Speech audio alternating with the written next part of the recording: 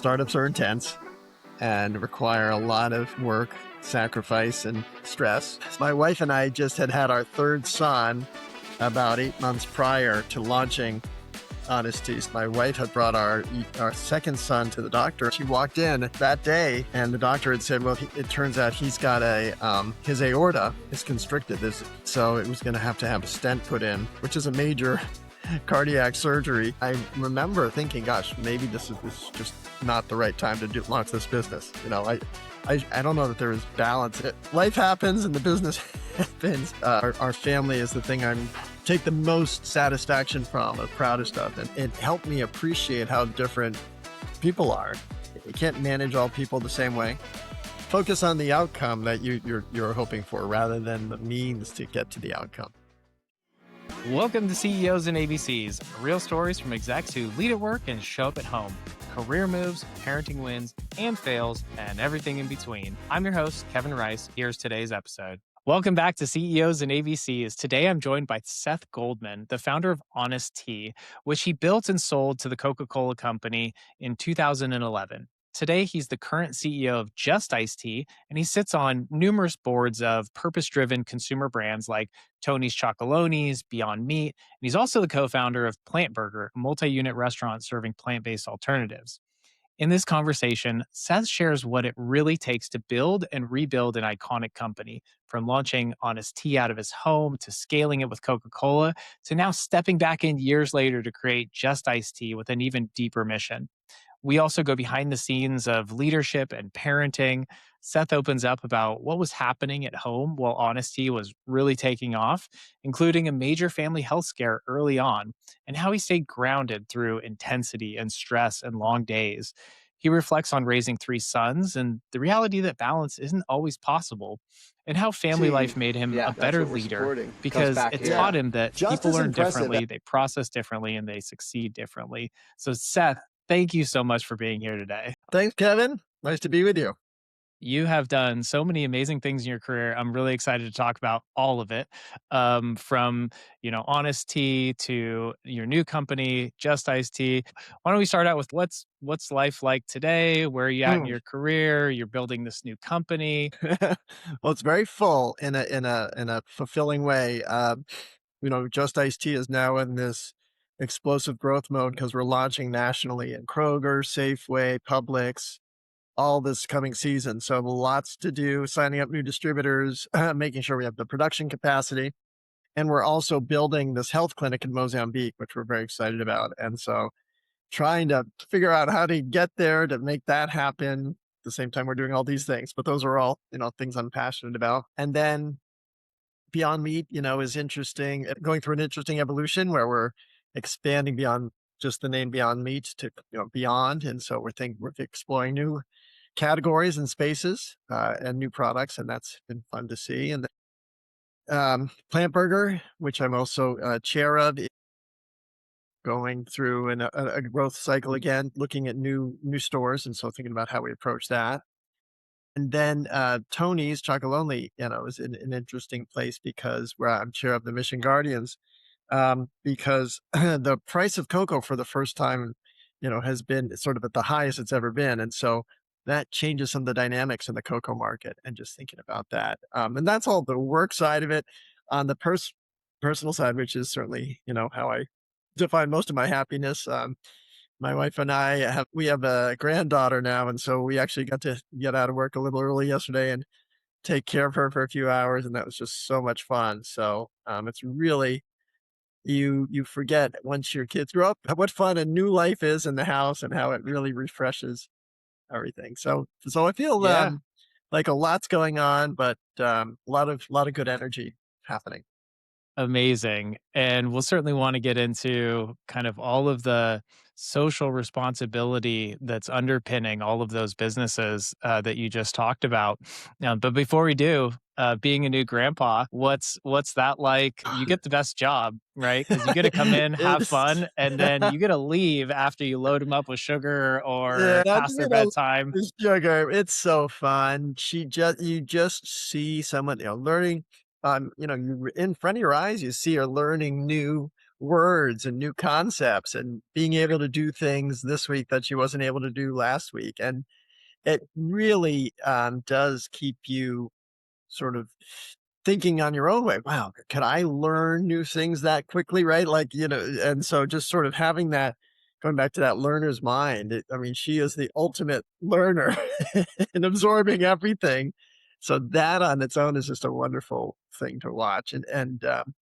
It's also just wonderful to see our son and daughter-in-law evolve as parents. I think within all the things I've done over the course of my it's not my career, but my life, my certainly our family is the thing I'm take the most satisfaction from, the proudest of. And so seeing that extend now is really fulfilling. Amazing. Well, let's talk about your kind of like first work baby when you started Honesty. Sure. Tell us about the journey. What it inspired you to start that company? Yeah. So I always did have an entrepreneurial itch going back even to, in my earliest days, we had the classic lemonade stand growing up, and then Nice. um, starting up organizations in high school and in college, different in business school. So always trying to think about, what's a new need that could be fulfilled. And um, when I had graduated from the Yale School of Management, I did take a job in a mission-driven mutual fund company. So they had a whole portfolio of investments for that they offered to investors to be able to invest in companies with better environmental records and avoiding, whether it was tobacco companies or companies with bad environmental records. And it was fulfilling work. It was the mission-driven part, but it wasn't entrepreneurial. And so I was just started to think about what would be something entrepreneurial I could create. And after giving a presentation on behalf of the company, it was called Calvert, was the name of the funds. I went for a run, and after the run, I was thirsty. And then I realized there was nothing in the beverage shop that was going to quench my thirst. And so I reached back out to my business school professor, Barry Nailbuff, where when I had been his student, we had talked about this missing gap. We actually done a case study of the beverage industry and mutually recognized there should be a drink that isn't as sweet. And at the time, we had talked about maybe a juice and seltzer. Uh, After this run, 2.5 years after I had been in Barry's classroom, when I reached back out to him, Barry had just come back from India, where he'd been studying the tea industry, and he'd come up with the name Honest Tea. And for me, that was kind of the the breakthrough, the name that sort of could give me license to create a mission-driven beverage company. And so I had in my mind the risk profile. I was ready to do something like this. I certainly had the aptitude for it. It was just finding the right idea, and this felt like the right idea. So I took the leap and left Calvert and started Honesty out of my house. But it was as humble the beginning as you can imagine, with 5 thermoses of tea and an empty Snapple bottle that I managed to bring to the local Whole Foods buying office and made a presentation there, and they were open to it. So that was how we got started.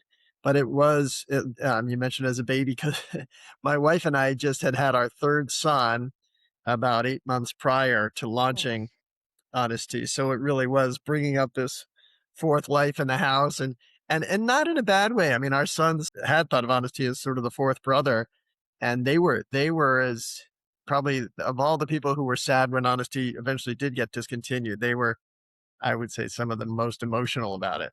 Yeah, I mean, my own experience as I built my company and then sold it and it was no longer mine brings up a lot of feelings. For me, it was pretty transactional, and that's because I've shared about how I kind of went into this place of like robot mode for the last Mm, couple of years. There was just so mm, much stress in building this company. At the yeah. same time, I was a single parent. COVID was happening, and so by the Mhm. time I sold the company, it just didn't really land for me like I thought it was going Yeah, to. I'm curious, yeah, what was your experience like after building this business and yeah. then selling it off to Coca-Cola Company? Like, what emotions did that bring up for you? We were always very attached, and I say we because it was my family, attached and proud of Honesty. We were very early when Coke first invested. This was, when they invested, we were at about 23 million in sales. So Just Iced Tea today is already larger than Honesty was, but it was 23 million in sales. So it was still very early. We've been doing it for 10 years.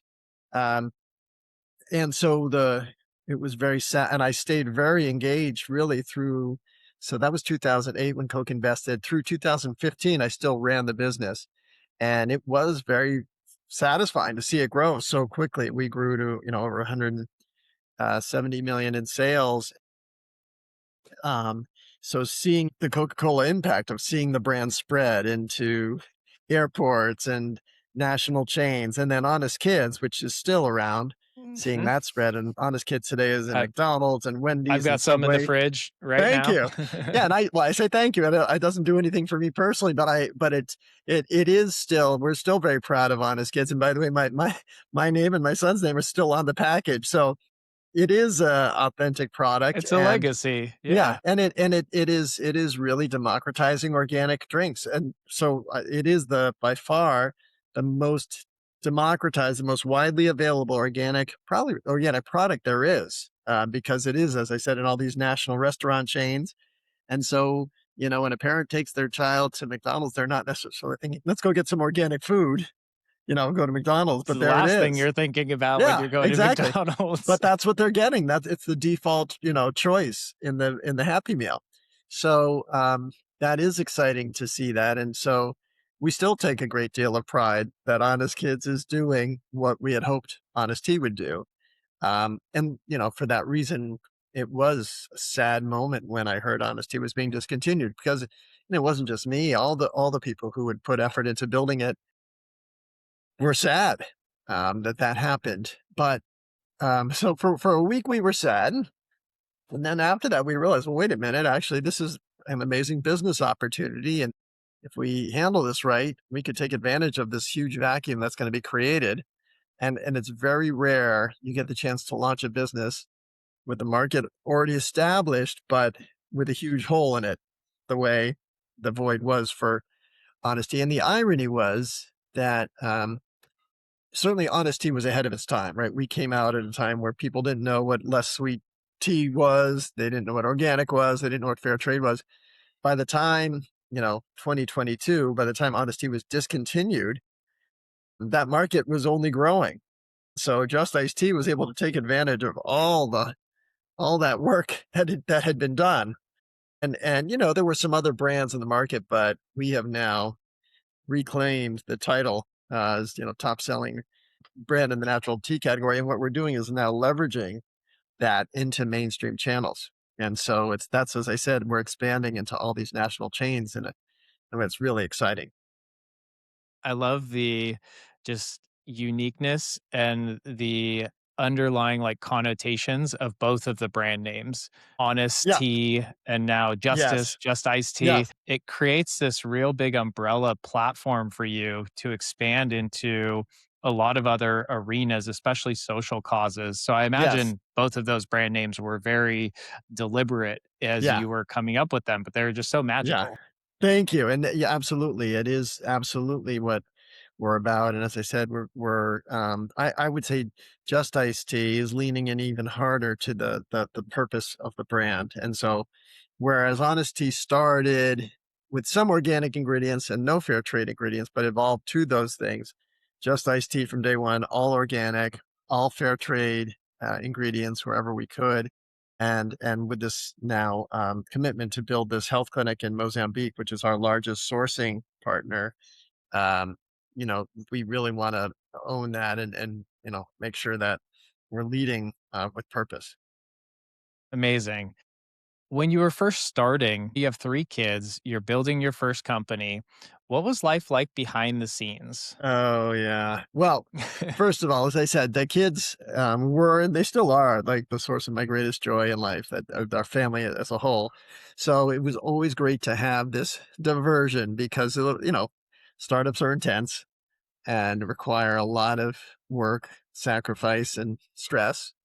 And when we were launching in 1998, so as I said, we had our first presentation. It was in March of 1998, and in February, um, my wife had brought our second son to the doctor, and he had a real big differential in his blood pressure. One arm was very high, one arm was very low.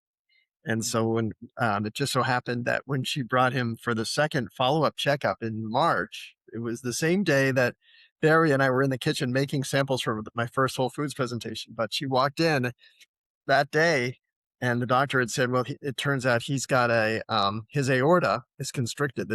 His aorta basically is the size of not even a penny, sort of really, really narrow. And so it was going to have a stent put in, which is a major cardiac surgery for this was 1998. So this was for, a boy who's just turned 4 years old. Mm, So, that all of a sudden kind of like, "Whoa, what?" And I remember thinking, "Gosh, maybe this is just not the right time to launch this business."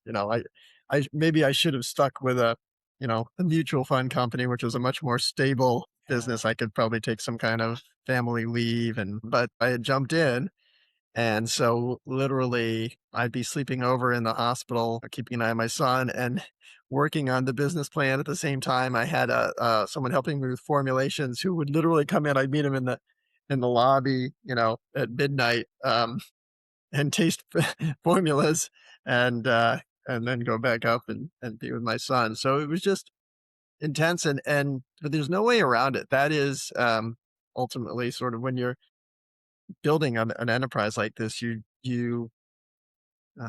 don't know that there is balance. It's just it's what happens. Life happens and the business happens. But for what I found over the longer term is actually they each helped keep me balanced. That whenever things got too crazy, the family was a great outlet to Mm. give me new sources of joy or distraction, and then Distraction. Yeah, there you yeah, go. in a healthy distraction, right? Healthy. Yeah, and then, I mean, obviously the business made sure I had purpose in my work, but even as our family grew older and our youngest son started to play baseball and I became the head coach for his travel baseball team, which was unusual because I didn't play baseball growing up, but I realized it was about ego management more than anything. And that was always humbling because these 8-year-olds had no interest in business. So so I could leave the business behind and throw a ball around on the field with these 8-year-olds and just, Mhm. that was so much fun, and so it was just a really good way to help keep things in perspective. Yeah, it's a really nice, kind of not distraction or escape, but just kind of juxtaposition as you're a leader in an organization and all eyes are on Yeah, you and expecting you to yeah. be, showing up with value and Mhm. leading with decisions. And now all of a sudden you get to just go play and just Yeah, enjoy the spirit of children. And it just kind of helps balance you out. I struggled, to be honest. When I was building my company, like you, I was working, 12, 14-hour days, traveling nonstop. And what I found was that when I would come home, I'd have a really hard time getting into like parenting mode and turning off the work. But in mm, talking to you, I know that family is so important and being present and intentional was really something that you put a lot of like effort and intention into. I think it's something a lot of executives struggle with. So yeah. how did you maintain those boundaries and how did you show up for your family at the same time of building this wildly successful company? Because I'm genuinely trying to learn from all the guests because it's something I struggle Yeah. with today. Well, I think one thing I was able to do well was extend the learnings. So my family, I'm fortunate. All three of our sons are so different, and they all learn differently and act differently, and it helped me appreciate how different people are. And Hmm. so it certainly helped me understand. I can't manage all people the same way, and I've got to sort of work with the people as they are rather than try to mold them into certain things, and that I think helped make me a better manager. I think it also helped give me, I wouldn't say compassion, but just more understanding, because especially as you have your own kids, and now my kids are in the work world, and thinking, everybody is someone's child, and just understanding, people always wanna try to do well, right? No one comes Hmm. to a job and say, "I'm gonna see if I can screw this up." Yeah, So, right. trying to find the ways to help them succeed is important, and if you just sort of have a very black and white measurement of whether or not someone's doing their job, you may miss the talents someone has to give. And so trying to work with them that way is helpful. But I also got our kids exposed and involved in the business too. So they came with me. Took a family trip to India, to Darjeeling, to a tea garden, which is one of the most spectacular places on earth. And they got to see that and experience it and understand why I'm so passionate about it. And we always joke we never made it to Disney World or Disneyland as a family, but we did get to Darjeeling, which is a magical place on its own magic kingdom. And they got to the bottling plants and they came to sales meetings. So they really got exposed to the business in a way that they understood what went into it, but also, they got to see all the people in the starting years. We had the person who was helping me formulate the drinks and set up the business. He lived in our basement for more than a year. So he was almost like an uncle. You know what I mean? They just got to be around the business in a way that didn't feel like it was their childhood was sacrificed to it or anything like that. Mm-hmm. Yeah, I think that's the balance, right? Is kids grow up so fast these days. And I have a son like you who has a juice stand. He's always trying to figure out how to make money. So he actually just recently, now that he's 9, I started implementing like kind of household contributions that he can Mm, complete in mm, exchange for compensation. But I kind yeah. of wanted to wait for a while because while all my friends' families, they implemented like a chores system, probably by the time the kids were like 6, I just didn't want him to miss out on being a child because, Yeah. you have your rest of your life to learn responsibilities. But now that he's 9, he wants to earn money. He's got a juice stand. He's like figuring out how to use a wood spinning lathe to Late. carve Yeah. out like Harry Potter wands, and he's trying to Oh, sell wow. those. So he's Uh, very entrepreneurial, but I'm trying to kind of tap the brakes a little bit and still yeah. like, so I want to support his goals and his desire to learn business and economics and how to make money, but at the same time I want him to be a kid. Did you kind of have that conscious thinking of like, oh, this is really fun to introduce them to the business, but at the same time I don't want them thinking too much about like their future and corporate life Yeah, while they're I still don't think they ever kids? no, I don't think they ever felt pressure to think about the corporate life. I mean, for me, what my wife and I really stressed was making sure they developed resilience Mm, as young people. So a lot of, as I've said, a lot of sports, a lot of things that require real work or yeah, practice and dedication, but also responsibility in the house too. No, there's no one waits on anybody. People clean up after themselves, and so making sure they did have chores and responsibilities was important. Ironically, one of the fun things we did, they were growing up when The Apprentice was kind of a popular show. They had seen a few episodes, but we would do our own version of The Apprentice at dinner, where I'd sort of give them a challenge and say, come up with a name for this or come up with a product that solves an issue. And then they would each present their ideas and then we would talk about it. So, um, that's that so was some, fun. yeah. I just started watching Jimmy Fallon's new show called On Brand, and Yeah. he pulls together kind of just some average people, and then they pitch real concepts. And my 9-year-old is watching that with me, and I can see him connecting the dots of like, oh, like this is how those commercials that I see on TV get made. This Yeah. is how like this whole system starts to work, and he's Yeah. already just understands so much more than I did at his age. Our kids love tasting products. They love giving impact on labels, but it's important that Honest Kids really was inspired by my son, the second son I mentioned. He was the one who we had brought out a product called Honest Aid, which was like a lemonade, limeade. And he wanted to bring that in his school lunch because he liked it so much, but he would always come home with it half drunk. And when he didn't bring that in, I was putting Capri Sun pouches in his lunchbox. And he's like, "How come you're selling healthy drinks to grown-ups, but you're giving me these really sweet drinks?"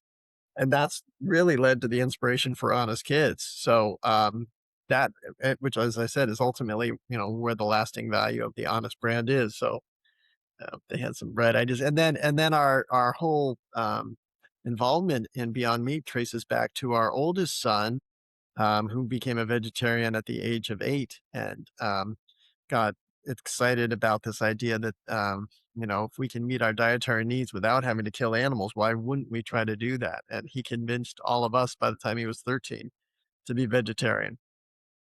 That's amazing. Hi, Kevin here. If you're enjoying this conversation and you know someone else who's working to grow in their career while staying present at home, I'd really love it if you could share this episode with them. It's one of the best ways you can help us and help more leaders build their careers in a way that they're proud of without missing the moments that matter most. You mentioned earlier teaching your kids resistance or Yeah, resilience is a resilience, value. resilience. Yeah, Resilience. yeah. I think resilience is probably the most important thing that we could be teaching kids today My as gosh, the world especially is as an entrepreneur. changing. Yeah, Yeah, and it's something that I try to consciously and intentionally kind of create opportunities for my kids mm, to build mhm, resilience and grit and work ethic. So I'm yeah, like artificially trying to create scenarios that can push them through this because they don't play a lot of traditional sports. yeah, So I'm like finding activities to work on teamwork or some mhm, things that they can only do together as a two-person activity. yeah, Or like if we go on a hike, just trying to get them to go 5 minutes further than last time or 10 yeah, minutes further than last time, and then, telling them stories about my own overcoming adversity. What were some of the ways that you helped teach your kids about resilience or any other, like, yeah. values that were important to your family? I mean, that's one of the most important things a parent can do is be with your child when they undergo, moments of disappointment or loss and help them navigate through it. And so, as I said, that they all were involved in a lot of sports and other sports. So I did coach baseball, and like I said, it wasn't about baseball was just a medium for teaching life lessons. My oldest son did wrestling, went out to place in the state tournament, and went much farther than I. But wrestling is an incredibly intense sport because it's all on you, and helping both sort of occasionally having setbacks and overcoming those was really helpful. And then you know now they all are doing different entrepreneurial things, and so helping them understand when it's working, not working, and how to adjust and adapt is important too. So I think modeling it is certainly one of the key ways to do it, and talking it through with them. But certainly there were plenty of opportunities for them to experience disappointment over the course of growing up. I mean, that if you're doing it right, we As we we all were have with life. yeah, right, yeah. That life presents enough opportunities, and you just got to learn from them. And so, as much as it's important to deal with loss, it's also important to find ways to be optimistic, to find reasons to recreate hope. And that happens in business on a daily basis. We're, as I said, we're getting a lot of wins right now, but we certainly have had disappointments along the way that you learn from and eventually grow from. Yeah. Were there any, moments where maybe one of your kids was struggling with something? And if so, like, how did you show up in that Oh moment for yeah. them? So absolutely is the main answer. But our oldest son is dyslexic. And so he was very good athlete, great verbal skills, but he could not learn to read while all his classmates were reading, and he thought he was dumb. Mm, And he would say, "Oh, I'm stupid." I'm like, "What? Like, how? No." And so what we did was first, get it diagnosed. So we understood that's what was going on, and then helped explain that to him and said, you just learn differently. And you have certain skills that you can see things in a way that others may never see. And helping him. So first thing to gain that understanding, that's empowering. And yeah. then kind of hacking it, like understanding how to get around it. Okay, if you're going to learn differently, here are some tools you can use to make sure you're gaining the same content. Or if you're not going to read, here's how to dictate and then edit. This was before AI was around. So then he goes off to college. Then he sort of does well in high school, goes up to college, does well, and just sort of finds ways around it. So that kind of unaddressed, if then that could have just been a very it's kind of devastating thing to learn to think you're 6 years old and that you're stupid and unable to learn would have been really tough. And so Yeah, I imagine that would feel pretty heartbreaking as a parent, and yes, dyslexia is something that's often misdiagnosed, right? Early my on, gosh, it's so often, yeah, misdiagnosed, and yeah. so did you guys know what was happening right away, or No, no, we didn't. We just, and it was frustrating because we were trying to help, he he wasn't interested in school for obvious reasons. And, so trying to keep him on task was just hard. But once we got it diagnosed, it became he got empowered and it was able to address it. And we initially had brought him to a school where they sort of focused on that. And once he kind of hacked it and understood it, he's like, I want to go back to the main high school, the public high school. I know how to do this. And he did. So Yeah. That's really awesome to help him see what initially felt like a disability and turned it into like a superpower yeah. because, you know, he could have easily gone down the path of just being a victim and just Yep. saying, "Well, I'm Yep. stupid. I don't Yep. need to go. There's no reason for me to go to school because there's something wrong with me." But Yeah. instead, you helped him see the opportunity to overcome Yeah. it and Yeah. really develop that grit. That's amazing. Absolutely. That's probably the same process you would use in a leadership role, right? Like Yeah. if That's you right. had employees who were Yeah. struggling, For sure. right? And do you have any Yeah. experience with employees where, you had to show up and Absolutely. support them through Yeah. a similar challenge? Well, so I had a sales leader, this is during the honesty days, who, was very strict about paperwork that people would submit. And one of our really standout guys, a guy, he actually still works with me at Just Ice Tea, but at the time he was struggling to get the paperwork in. And I sort of sat down with his manager. I said, well, is it the paperwork or is it the work? Right. So I understand he's not filling out the forms, but is he getting the shelf set the right way? Is he going out and finding new sales opportunities? He was. I said, then let's give him a camera and let ask, get him. This was, really before cell phones were just everywhere. Have him just send in pictures of the new shelf, before and after. And if he's getting that done, who cares whether or not he's filling out the forms the right way?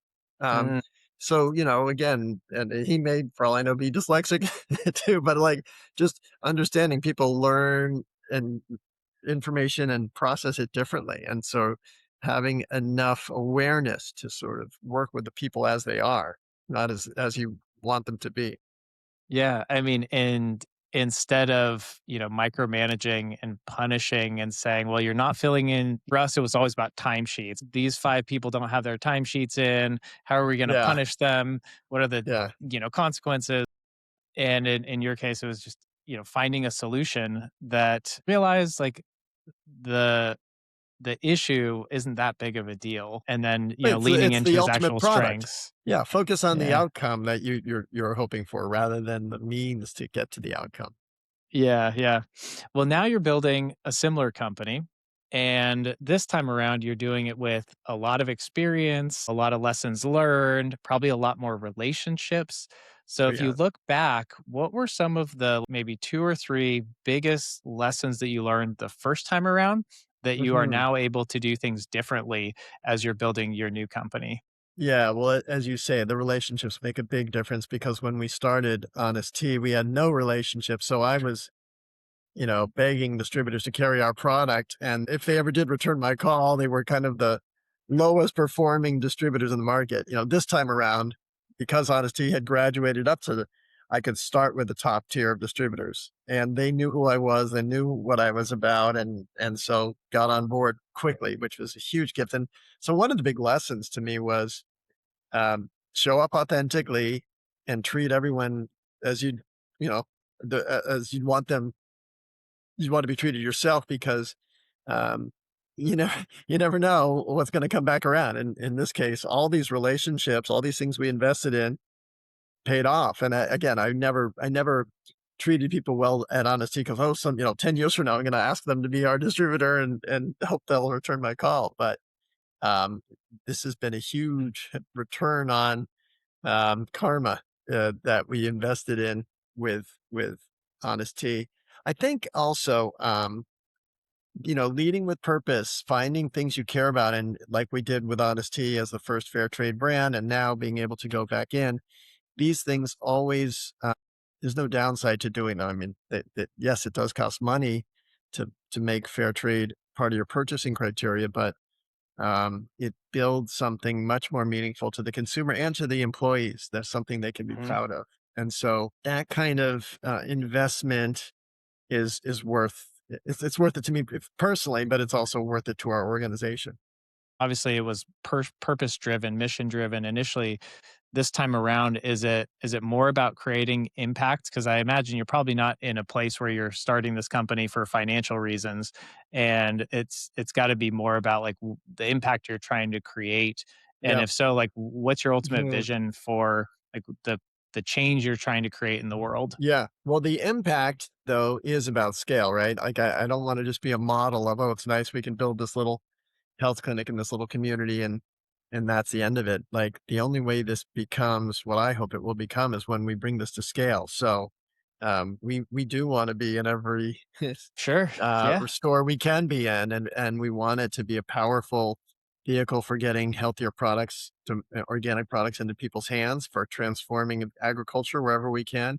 And then, yes, this clinic in Mozambique is an important first step, but what more can we do when we bring it to scale? So Mhm. this is a business. This is, and it's not about the success isn't defined by the dollars. It's just the scale of the reach, right? So yeah, so Yeah. I have a great ambition for what we're building here. It is not. This isn't to prove. I want to prove we were right about honesty. It's to say that this can be a way people can gain both hydration and nutrition for themselves, but also to make choices that are in line with the way they hope to see the world. Mhm. Do you think that you are maybe in a place where you can inspire other organizations and leaders to be more purpose and mission driven? Yeah, yeah, I hope so. Yeah, in fact, we're joining next month. We're formally unveiling something called Purpose Pledge, which will be it's an initiative. It's right now it's in pilot mode where 10 companies have committed to make these commitments, 10 commitments all around purpose in the business. And so codifying that and making it part of how we act and operate will be hopefully a new standard of what companies can aspire to do. And we'd love to be a model for that. Yeah, I don't know why it popped into my head, but are you familiar with the brand Newman's Own? Yeah, I think it's just such an interesting case study, and I can't cite the exact specifics, but at some point, the founder became financially successful enough that he wasn't relying on the business anymore, and he converted it into, it is still a commercial entity, but it also is really designed to drive their foundation, and all of the Yeah, profits are given to the foundation, and then that foundation, does good in the world. I think it's just such an interesting um, concept for somebody who has achieved financial success to now turn around and say, okay, now this business is purely about doing good yeah, in the world. yeah. Yeah, Well, the founder was Paul Newman, the actor. That yeah, was the yeah, exactly. yeah. But very interesting. It's something I've thought about. Is we have so many of these wildly successful entrepreneurs, and it would be amazing to see more businesses using that kind of Yes. structure to Yeah, do good in the world. for sure. We certainly hope we can inspire others to follow our lead. But, Amazing. part of that is you gotta succeed. This Sure. isn't gonna work if we don't succeed and we don't inspire anybody to follow us. Right. You still have to run a tight business. So this time around, you've got a lot more relationships. People are taking your calls. What were some of the like pitfalls on the first time around that, Yeah, the traps you fell into that yeah, now you have that foresight to sure. avoid this time around? The biggest one with Honest Tea was that for 6 years, we owned a portion of a bottling plant, which is a totally different business than running and building a brand. So we invested in the bottling plant because we thought we needed to assure we had the capacity to make our product. What we've since learned is if we have a great partner who is someone we hold close as in a relationship, but they can own the burden of the bottling plant, all the worry about change parts and labor shifts and water quality, all of those things that have very little to do with building a meaningful brand. That's a much healthier balance. And so that's what we have. Great partners at our bottling plants around the country. And we let them worry about those details and we worry about building a brand. That's a huge relief.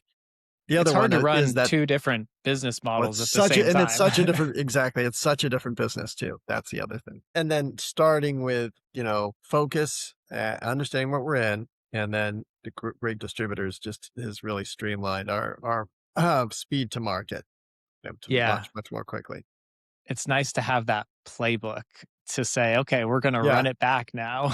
Yes. Oh, it's very rare. I feel very lucky that we have this opportunity. And Yeah. not to mention with a lot of the same people. So Mm, we were people who I knew who were great at what they do, who were eager to come back in. There was no indentured servitude. No one had to come back. But this has been, fun and fast in a way that is really appreciated. Now, we both have 3 boys, and my experience the first time around with my first son and still with my second son is I would say I wasn't as conscious as a parent. I was just kind of going through it. I figured everybody's a parent. It's just something you naturally know how to do. It wasn't until later that I realized there's so much to learn about being a parent, and obviously I learned through experience, but also through like reading and taking courses. By my third son, I'm a very different father and I approach things very differently. Just like you have this opportunity to build a second company with all of that experience. When you were raising kids, did you find that you had lessons that you learned with your first son that you applied to your second and your third? How did your parenting Hmm. evolve as you were raising 3 children and learning through that experience? Well, I think the best lesson I learned started with our first son when I realized everybody learns and acts differently. And so, as I said, because he was dyslexic, we pretty early on understood he just saw the world differently than other people. And we really saw the contrast when our second son was born, and they just had very different temperaments and outlooks. And so, um, from then on, we just knew this is not a cookie cutter Yeah. operation. This is Yeah. everyone is got special strengths and skills of their own. And so understanding that and being able to appreciate it fully without reservation, love them, for who they are and what they are, and then empowering them to understand, you know, and feel good about all who they are. That is just such a critical skill to develop, and that's something that I feel good about how we've done it with all three. Yeah. Speaking of your children, now that they are grown, having kids of their own, they're out of the house, how has your relationship evolved with them? I use the parallel of like you have assigned authority and authentic authority. And that's kind of just like a Mm, business concept that we talk yeah, about in our company. As your yeah, kids are younger, you have assigned authority, like they depend on you. hmm, And as they get older, they don't yeah, they're not under your rules anymore. They depend on you less. And yeah. your relationship has to evolve. So what is it like today versus when they were Yeah, younger? I'd like to think we didn't rely too much on the assigned authority. We tried Great. not to. We tried to use reason and rationale. So we still have a ton of engagement with them. I'm communicating with each of them every day in some form, usually, text or some other way. So they're older and they've got, their own partners in life, but it doesn't feel like it's any distance, and I've never had to rely really on that assigned authority. hmm Do you feel like they reach out to you as more of a friend today, as more of a mentor? Like And for what's their advice, relationship? yeah, sometimes they'll just confide. They want to just talk about something, but other times, yeah, advice or, "Hey, quick, input," or, "Is this the right idea?" And yeah. So, I mean, yeah. it's amazing because like that's the ultimate success. It's one thing to have career success, but Mm, have children mhm. who are grown adults that still want to Yeah. share life with you. Like that's Yeah. the metric of success right there. Thank you. Well, the other one, of course, is the fact that my wife is, our relationship is so strong, and you know, to me, is kind of the underpinning of all of that dynamic. Seth, thank you so much for joining me today. This was just such a meaningful conversation about building companies with purpose and showing up both fully at work and at home. I'm especially grateful for your honesty in those kind of early struggles, the family moments behind the scenes, the lessons parenting taught you about leadership, empathy, resilience. Your story is just such a powerful reminder that success isn't always about the exit, it's about the impact we have along the way. So, again, thank you so much for joining me today. If you're enjoying this conversation, make sure to hit subscribe so you don't miss future episodes. CEOs and ABCs is all about helping you grow in your career and show up at home. We've got many more amazing guests coming up, so tap follow and stay tuned.